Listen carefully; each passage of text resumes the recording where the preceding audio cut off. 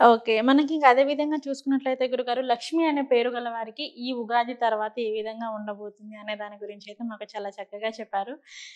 తర్వాత వచ్చేసి ఏంటంటే, దేవి అనే పేరు పెట్టుకుంటారు. గంగాదేవి కావచ్చు, దుర్గాదేవి కావచ్చు, ఇట్లా నేమ్స్ ఉంటాయి. లాస్ట్‌లో గాని, స్టార్టింగ్‌లో అవును. గాని, హ్మ్. దేవి మహాలక్ష్మి అని హ్మ్. చెప్పేసని ఇట్లా దేవి అనే పేరు పెట్టుకున్న వారికి ఎందుకంటే, సాక్షాత్తు అది కూడా అమ్మవారి పేరే గాబట్టి, ఎగ్జాక్ట్‌లీ. సో, వారికి ఏ విధంగా ఉండబోతుంది అంటారు? మనకి ఈ దేవి అనేటటువంటి పేరు కొంచెం క్రోధంతో ఉంటుంది. ఓకే. ఈ క్రోధినామ సంవత్సరంలో అసలే ఆ సంవత్సరం పేరే క్రోధి. అందరికి ఎగ్జాక్ట్‌లీ. కోపాలొస్తాయంట.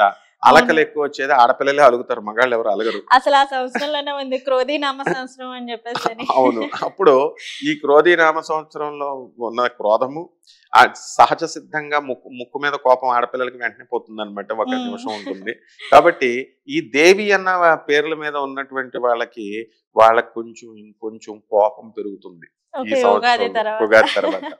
అండ్ వీళ్ళు అనుకున్నవి సాధిస్తారు. ఇప్పుడు ఓకే. దుర్గాదేవి, తర్వాత విజయ చాముండేశ్వరి దేవి, ఎంపీలు కూడా ఉన్నారు పేర్లలో ఈ పేరుతో. ఎగ్జాక్ట్‌లీ. యాహ్! ఝాన్సీ దేవి, ఇలా రకరకాలు. ఏ పేరు ఉన్నా కూడా ఈ దేవి అనేటటువంటి పేరు వచ్చింది కాబట్టి హ్మ్. ఖచ్చితంగా వీళ్ళందరికీ కూడా ఈ సంవత్సరము శుభ పరంపరలనే అందిస్తుంది. ఓకే. అయితే వీళ్ళు ఎలా ఉండాలి అంటే దేవి అనేటటువంటి వాళ్ళు వీళ్ళు ఇండివిడ్యువాలిటీని మెయింటైన్ చేయాలి. ఓకే. అంటే కేవలం ఊరికనే అరిస్తే కోపంతో వెళితే పనులు కావు. ఎక్కడైతే భర్త ఆహ్, "ఏవండీ మనం ఈ వస్తువు కొందామండి" అని అడుగుతారు.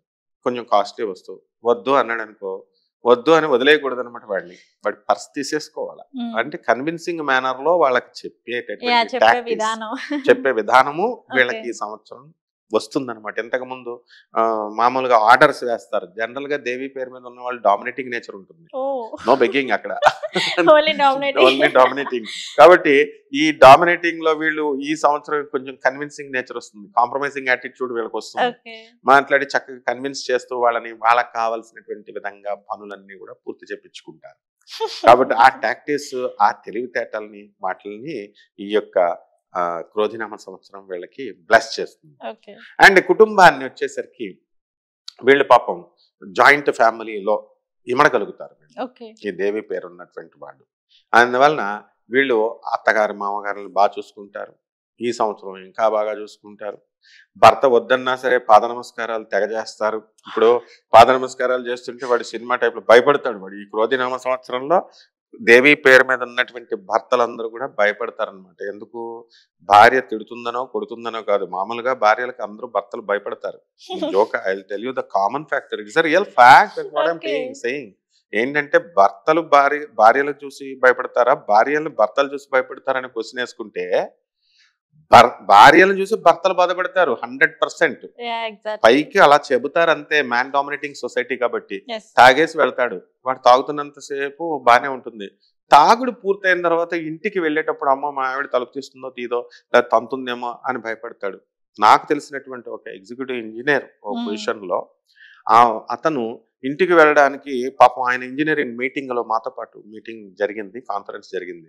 రాత్రి 1:00కి జరిగితే 2కి ఇంటికెళ్తే ఎక్కడికొచ్చావు ఇంతసేపు అని చెప్పి తలుపే తీయలేదు ఆయనది. హ్మ్. సో ఇలా ఉంటారు. కామన్ ఇవన్నీ.